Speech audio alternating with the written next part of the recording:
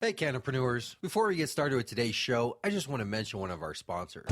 Because it really does cost a little bit of money to get a radio show, a podcast, a video production, social media, a website. Everything that's included in bringing you this show requires a little bit of investment. And our sponsors have stepped up and done that for us. Today, I want to highlight Dairy Berry's Recording Studio. Dairy Berry's Recording Studio, located in Arvada, Colorado, is your local recording studio with affordable rates, well experienced, and will make your music, your show, or any audio you have sound great. Take a look at dairyberriesrecordingstudio.com or give Mark a call at 303-456-8216. Thanks again to all of our sponsors.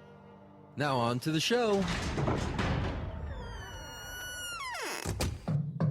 Open up, Colorado. It's 420. Time to grind and burn. This is not your son's stoner show.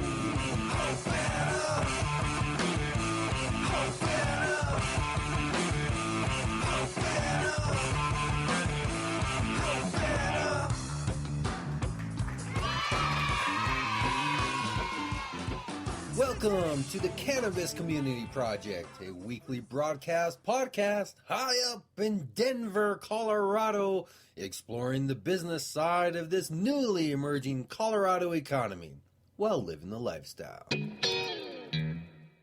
420 weekend. Hey, Cannapreneurs, are you ready for this week?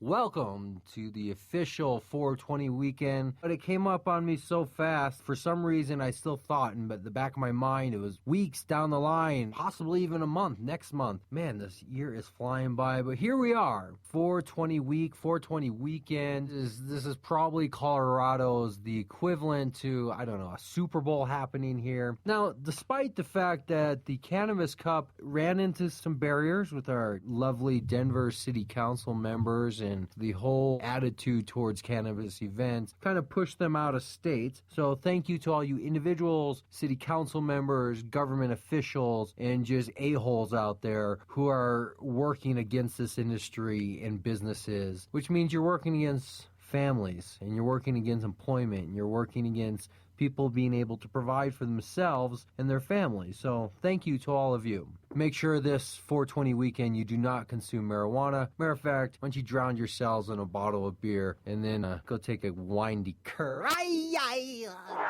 On this 420 weekend, I thought maybe we could do something a little different, right? The year before, we always tried to be up in the mix. I mean, when we first started off, we were actually at the event, the Cannabis Cup, 2014, huge big deal. I'm glad I was there. Last year, we skipped it, just didn't seem to be worth it. And this year, that pretty much confirms the fact that these type of events may not be the best for our situation. But there's a lot going on. I mean, up here at Dink, on 420, attending the Leftover Salmon concert. I'll talk more about that in a bit. The reason is because I haven't actually attended it yet, because I record my show out of sequence, meaning many segments, including this one right here, are actually recorded previous to other events. The show coming out on Saturday has time frames throughout the whole week incorporated into that one show. So when I go to that event, I will be reporting live, well, as live as it can get, and let you all know about what's happening there. We got lots of lines that are going to be forming at Dank. This is basically their busiest time of the year. They have a long hallway. If you've never been to Dank, check it out. 3835 Elm Street. They have a very long hallway, and on 420, it is filled with people because of the specials, the deals, everything they have going on there brings crowds from all around. It's an all-day event. It's very fun, a lot going on. And then we'll top it off at night with the Leftover Salmon concert. So, what can we do this year that's not so smoking and joking, right? So if you're looking to smoke and joke on 420, that's cool. So what do you do with the Cannabis Community Project? What are we doing here on the Grind and Burn to celebrate 420? Well, we're going to talk about what it means to grind and burn, because I think April is not just a synonymous month with cannabis. It should also be the synonymous month with entrepreneurs, cannapreneurs starting their businesses. If you've ever thought about getting involved, let April be the excuse. How many people have started a business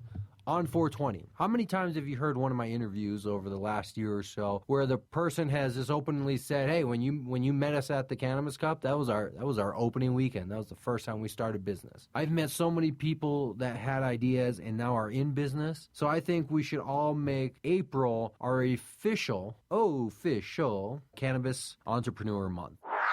So let's talk about entrepreneurship just a little bit and how it can relate to your business or your idea of business. I just want to go through some basics that I went through when starting my businesses that I think everybody should do. And a lot of them are tactical, very specific, and some of them are more psychological. You may not understand it at first, but you're going to have to trust me, right? For those of you who have been listening to me since the beginning, you listen to my words, you listen to my advice, you listen to the interviews I have and the conversations I have with people. If you are one of those people, then you have to trust the process I'm going to take you through. Starting a business doesn't have to be difficult, but there are a few steps that you need to do, especially if you are an individual or a small team, like literally just 2, 3, 4, 5 people or less. You're basically working by yourself. And the assumption is always limited resources, scarcity, right? Our whole economy of capitalism and how we think about fairness, democracy has a lot to do with this idea of incentives, fairness, and one pulling themselves up by their bootstrap and taking the reins and really going forward with their own business or idea, becoming the self-made American millionaire. Who wants to be a millionaire? So let's get into some basics that I did when I started my business. The very first thing I did was put together the concept, right? I mean, before I registered with the state, before I got a domain name, I had a pretty solid, thought out, pretty specific and written synopsis of what I wanted to do, what my business was, what was the Cannabis Community Project. So I wrote it down, and I tell people this all the time. People contact me, they want to shoot the shit and throw ideas at me, and I make them write them down. I'm very limited on time, and I want to give you the best response I can to your questions or statements. So if you want to talk on the phone, we're just limited. But if you write me an email, I can take the time to think about it and respond on my own time. And sometimes that's 2, 3 o'clock in the morning when I have time to do my responses, which is why I don't really like talking on the phone. You talk on the phone, you're restricted to just certain hours and times and coordinating. Takes you off your own schedule. Anyways, so I wrote it down, and I tell people do the same thing. Write it down. Call it whatever you want. Call it your mission statement. Call it just your plan. Call it your business idea. Write it down and put it somewhere where it becomes like the 10 Commandments. Put it somewhere where it's something you're going to see, other people are going to see. It's going to be viewed, and it can be referenced to easily. Don't write it down on an email and send it to yourself where nobody else can see it. Write it down like the 10 Commandments. What is your business? What are you going to do? And how is it going to operate? Because when you expose it to the public and other people, not only are you committing yourself to it, but you're also opening up yourself to criticism and suggestion, right? You're making yourself vulnerable, which is scary. It's not easy to tell people your ideas in seriousness. I tell people ideas all the time, mostly in jest. I'm joking. I mean, I come up with a lot of ideas, so the nature of that is just going to be an overflow of ideas. I come up with outrageous, humorous ideas I like to share with people for just entertainment purposes. But when I have a serious idea and I let it be known to somebody, like, hey, I'm going to start a radio show. And that radio show is going to be based on this model. Here's how I'm going to make money. Here's how much time I'm going to dedicate to it. Here's what I'm going to do. As soon as I do that and share it with the public, I am basically saying, come criticize me, come expose me, come poke holes in my ideas, which is going to be painful, and it's going to be defensive, and it's going to make me want to fight back and argue. But at the end of the day, if I'm smart enough, I will listen, and I will define it and refine it, and I will get my business down to a single sentence, where in one sentence you can hit somebody like a sledgehammer of information where they know who you are, what you do, how you do it, and why you do it. And you don't even have to present them with the proposal or offer to do business or sell them anything. If your confidence and your self-discovery is so defined that in one sentence you can clearly articulate who and what you are, people will understand it, and they will instantly know if they want to be with you. Now, this is the same for relationships, as I've heard. I'm not much of an expert on relationships. Matter of fact, most of my counterpart relationships would say I'm probably not a very good, quote-unquote, partner in a relationship per se. But I won't get into that. What I will say is I understand an academic level of making relationships work. So you have to give yourself, you have to be intimate, you have to be vulnerable, you have to accept feedback, you have to give in, you have to fight, and you have to want, right? You have to want. How many people truly want? When I talk to somebody, what I first try to discover about them is what do they truly want? And not how have they gone about doing their packaging so they can get their product out, or what is their great idea that they're planning on, or this website they're going to put together. I want to know, what do they really want? What drives them? Because once you know that, you can accurately measure how close they are, or if they're on track to where they say they want to be. So if I meet somebody who says, hey, I want to be an entrepreneur, I want to be a cannapreneur, this is my business, I want to do it, I want to be involved in cannabis, here's my idea, here's how I'm going to do it, and they want it so bad that they do the work. And by the work, I mean there's a lot of work that comes with starting a business. And it's a lot more than just coming up with ideas, right? There's a lot of work, a lot of technical work. Like once you finally have that idea formulated and defined and thought out, you actually need to sit down at a computer, get on the Secretary of State in your state, register that business as a sole proprietor or LLC, do it officially. Then you need to go down to the bank. You need to get a business bank account. Then you need to print up some business cards. These are just some tactical ABCs of getting yourself in business. But I guarantee you one thing. If you have a business bank account that's registered with the state of Colorado, you have a business card and a functioning website, nobody can say you're not a business. Now the question is, what are you going to do with it? You have all the tools in place, right? What are you going to do with it? How are you going to get it from point A to point B? And this is really what being an entrepreneur is all about. It's understanding the process of moving from one step to the next, which is really just understanding the process of sales. If you think about what is an entrepreneur is a sole proprietor or salesperson of themselves with whatever idea or product they bring forward. They're there to sell it to others, to invest in them, work with them, for them, to bring their ideas and concepts to life. So understanding sales and then marketing, but I want to focus in on a difference here and say understanding sales is a key aspect to being an entrepreneur.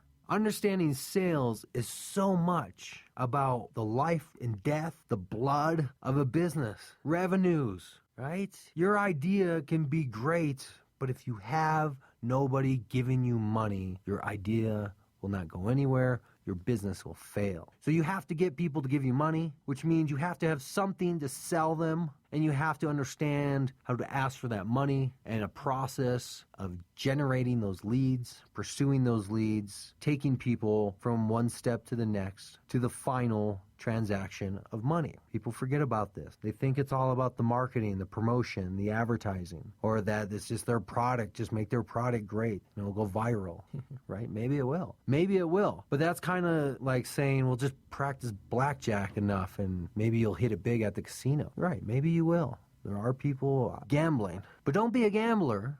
Be an entrepreneur. Which means I want you to write down, right now, grab a piece of paper and a pen and start writing. Start writing. Notice I didn't say get on your computer or tablet. I want you to physically manifest these ideas through the lead of the pencil onto the wood of the paper. Write it down. Write down your business specifically. Write down 1, 2, 3, who you are, what you do, why you do it, and then write down how are you going to sell it. What are you going to sell? To who are you going to sell it? Or to whom? I don't know. Doesn't matter. Point is, start getting organized. Start doing the work. Do the technical things you need to do to legitimately make it a business, i.e. register with the state, make sure your domain name is secured, your website, make sure you have a business bank account in place so you can start doing business transactions outside of a personal bank account. Make sure you have a business card. How frustrating is it to run into somebody who has no business card, tries to give you some digital explanation about how they're outdated, and that's the last time you ever talk to them again. There's a reason for that. This is what this is about. So this 420, when you're hitting that joint, you're smoking that bong, you're ripping those dabs, you're dropping the oils and the pens, and you're doing all the stuff that you need to do to be thoroughly consumed with THC. Think about, what are you going to do tomorrow? Because today may be play day, but tomorrow you got to get your ass back to work. Because this industry will not be here next year if all you do is play. This is your 420 weekend. Grind and burn. Hey, Cannapreneurs, let me take a second just to tell you about Cushly Organic Products. What it does is it eliminates odor. It doesn't mask it. It's not a perfume. It's not a cologne. It eliminates it. And it's organic and it's non-toxic. www.cushly.com. Also find them on Facebook and other social media under the same name, Cushly Organic Products. You know, 420 weekend also marks the 1-year anniversary of meeting my biggest fan, Kenya Brantley of Herbbox, herbbox.com. Check him out. 1 year ago, Mr. Brantley himself flew from Texas to Colorado to the Holiday Inn as part of his 420 weekend. I'm going to say to meet me. I mean, I'm sure he's going to say that was one of the things in his weekend. But I'm going to say he came to meet me. And we had a great time chatting in his hotel room. He really laid it out how this show has inspired him to start his own business and how he's grown over the year and taken his own path. He's involved in so much. He's selling his products. He has his own blog going. He is a man who has an inspiration, but he's also sight impaired or vision impaired. I'm not sure what the proper term is there. He is fighting through that with a passion of an entrepreneur, of a cannapreneur, and somebody who's really setting an example for somebody else. So I also want to take a couple minutes to give my due respects to Mr. Brantley, play a couple minutes of last year's show, a couple words from him, and let it be inspiration to everybody else this 420. Don't let another year pass by without starting your cannabis business.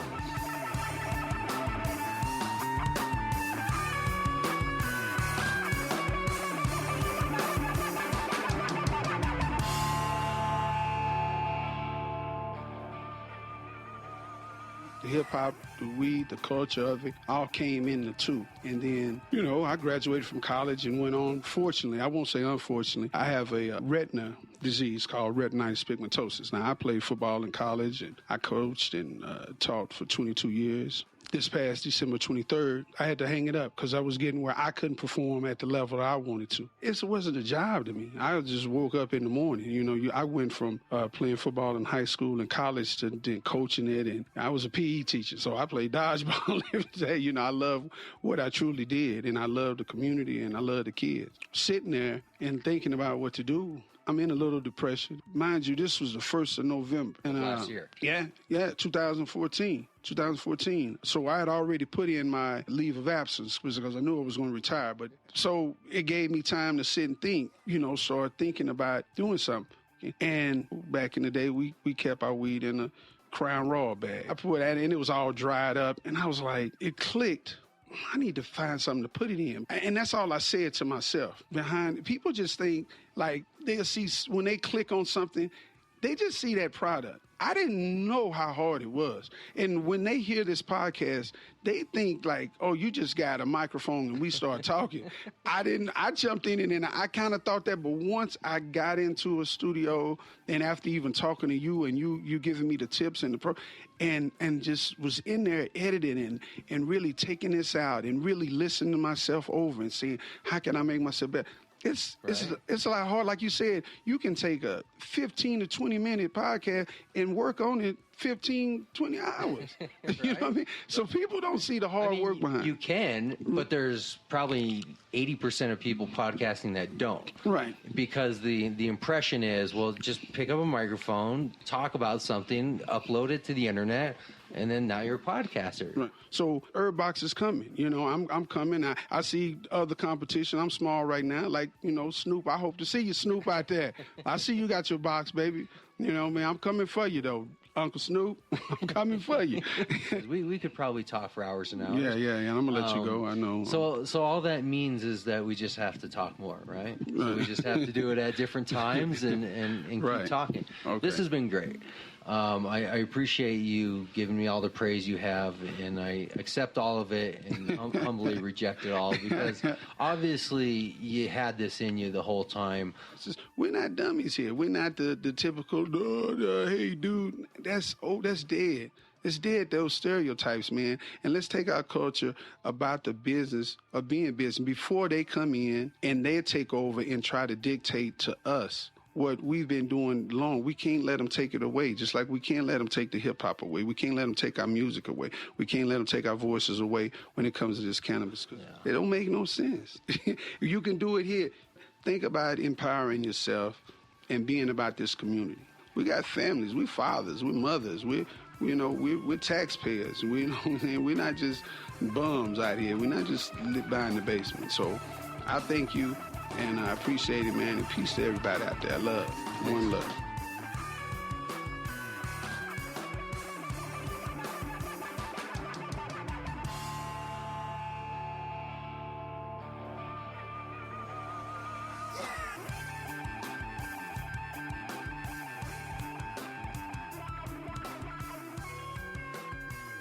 I want to sidetrack just because I'm so curious. Yeah. Can you explain just this most simplest idea of Braille? Because every time I'm standing in front of an elevator, right? Right. And everybody sees the numbers on the elevator, and there's the Braille underneath. Tell me there's not one person who hasn't reached up there and touched them, right? Right. And Okay. tried Well, to figure out with the what's numbers, going on. if you see a backwards L, that will indicate that's a number indicator. So when you see a backwards L, the Braille system is a guy from France. His name was something Braille. I don't know, Mr. Braille. right? Mr. Braille, whatever. But he come up with the system, and it's like a domino. You got 1, 2, 3, and then 4, 5, 6. Is it a Morse code type idea of following patterns? Yeah, well, yeah, it is. So if you want a number, you do the number indicator. And so that's a backwards L. So the first 3 dots are 1, 2, and 3. The next row of dots are 4, 5, 6. So a backwards L would be 3, 4, 5, 6, right? And it would be shaped like a backwards L. But how can you possibly do like words? Like, can you scan a page? Okay, well, yeah. A lot of times you have they're broken into like your SH, CH, OU. They're contracted, so they'll contract a word. So if they had the word shout, that's SHOUT is a contracted suffix, prefix, and then OUT should, like some words have their own symbol. Should. So they can, so it's just but learning the patterns of right. Of So language. it's easy enough, believe it or not. But so the next time you go and you see a backwards L, the first dot, that's an A, but that represents 1. If you see 2 dots on 1 and 2, that's a B, and that represents 2. So they go all the way to 9. So if you have 3, would be C, which is 1 and 3.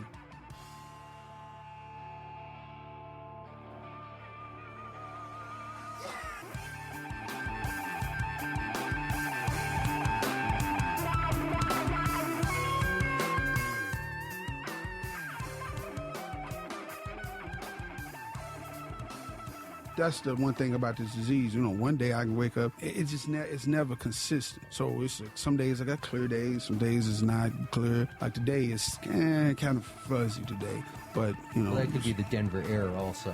We got a lot of pollution here in I Denver. see it. It's Remember I trapped by said- the mountains.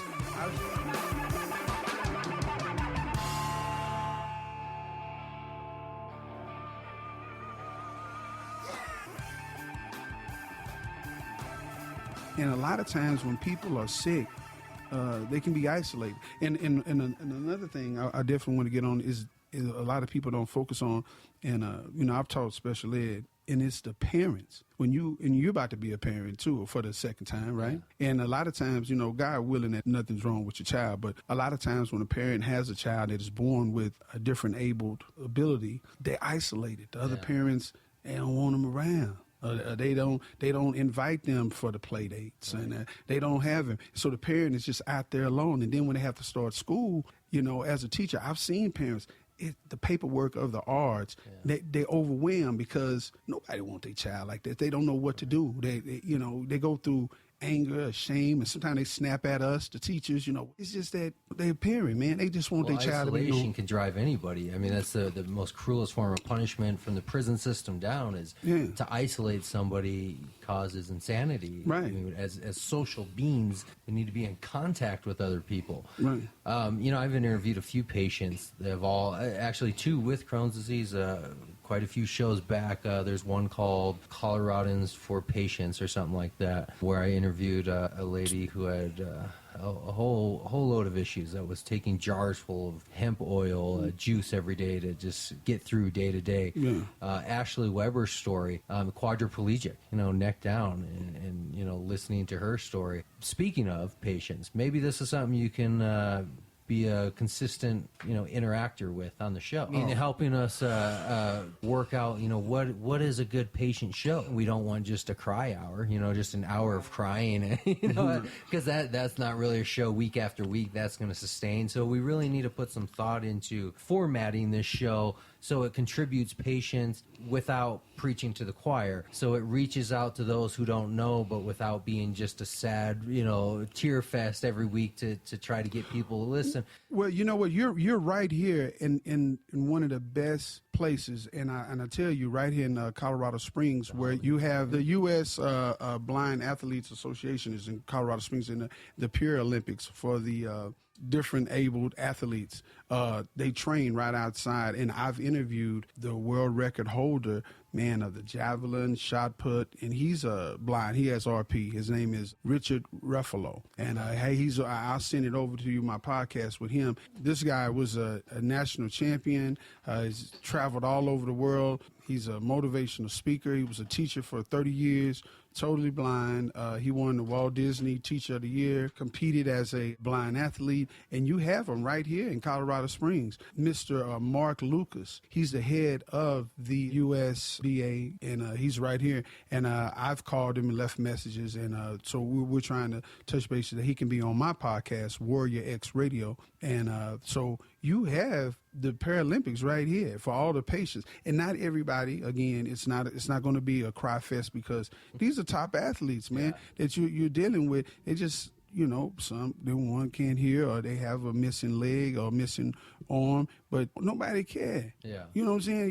You're going to walk out of here, the man next door to over here, they're not going to worry about me. You know what I'm saying? Yeah. And I understand. I got to keep on going. I got to keep on pushing. I'm not going to stop trying to do business or trying to live my life. I mean, I'm no longer a teacher, but, to fire me, not dead by no means. Sometimes I got to remember that I can't see. Now I'm open with it now. I'm comfortable with telling you, hey man, I can't see that. Can you do that? Because what am I? I don't look like I'm trying to change. You're not using a cane or anything, right? Yeah, I do. I use it sometimes. I do have it because see, I was in grad school to be a TVI. A teacher for the visually impaired. Remember, I was going. So I had to learn the cane. I had to learn Braille. I had to learn all that to teach.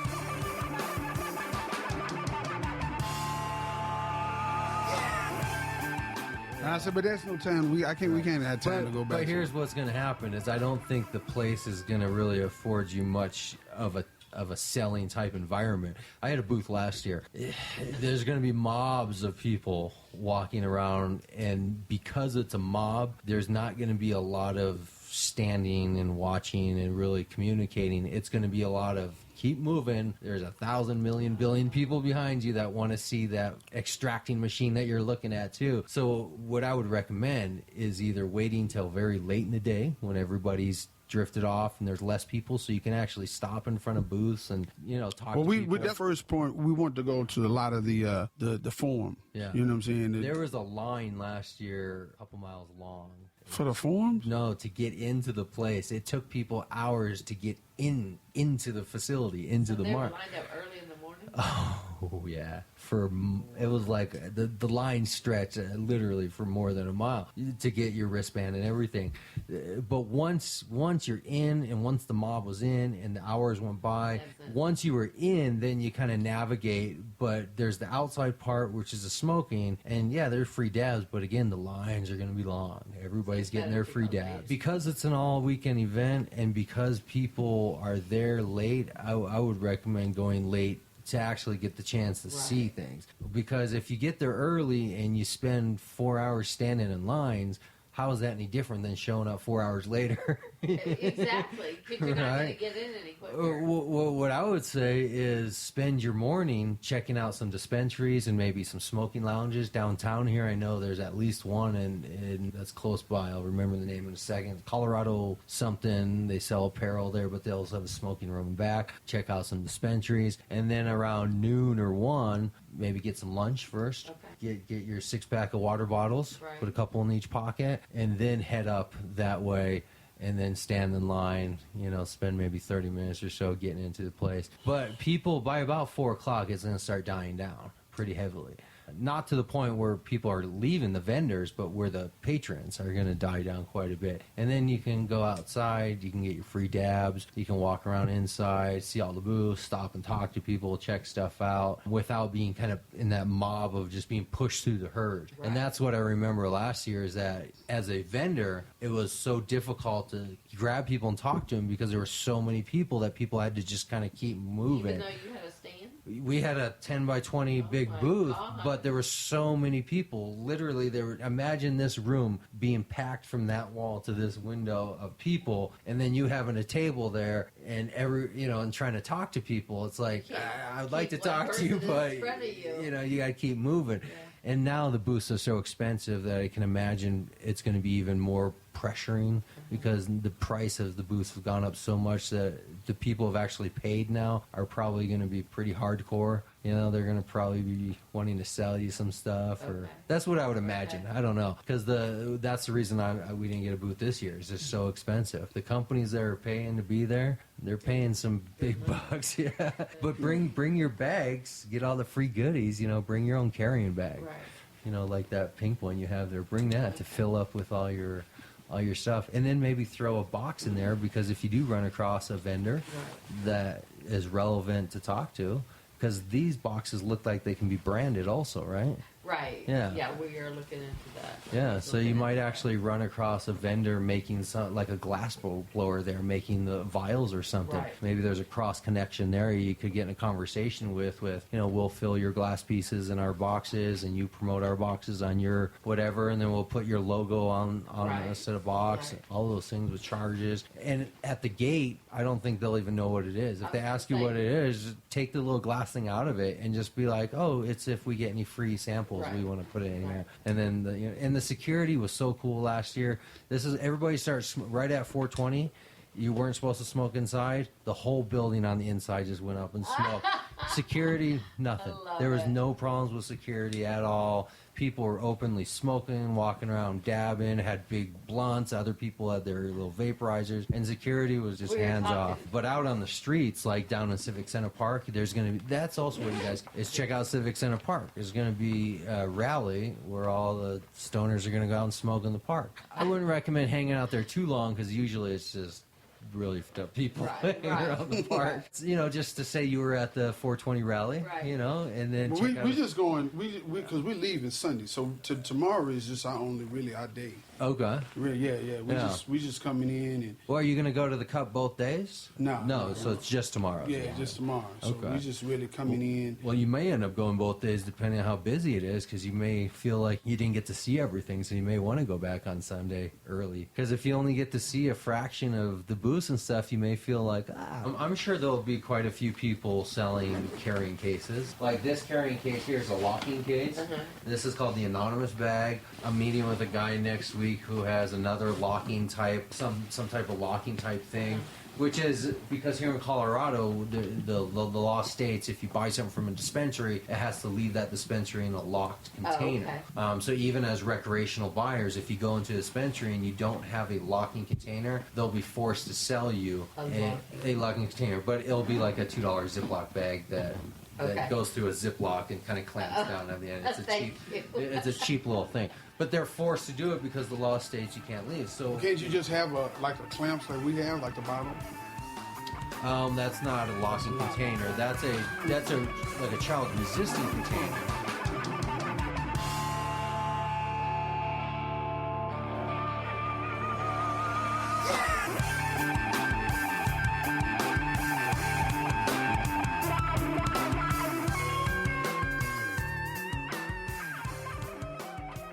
You know, it's 2016. How long have you been thinking about getting involved in the industry? Now is the time. If you have an idea, a business, or just some comments, talk about them with me on this show, the Cannabis Community Project. It's here for you. Reach out and get on.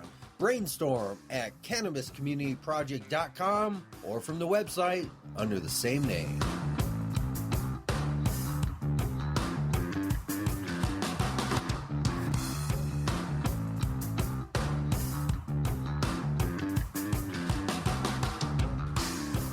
There you go. We made it. We made it through our 420 weekend. You are now released. You may go forth onto the cannabis world and indulge, consume, have fun, enjoy your weekend, but please be safe. Just because cannabis has been legalized doesn't mean stupidity has been legalized. So please consume safely out there, but do have fun. Make sure to share with your friends, have the old great conversation. Next week, we'll be right here, like always, Saturday at 420. Make sure to find us on our off hours, social media, Facebook, Google+, YouTube, Mass Roots, LinkedIn, just anywhere you can think of, we're there. Find us, CCP Radio, Cannabis Community Project. I am Brainstorm for another 420 weekend, saying, grind and burn.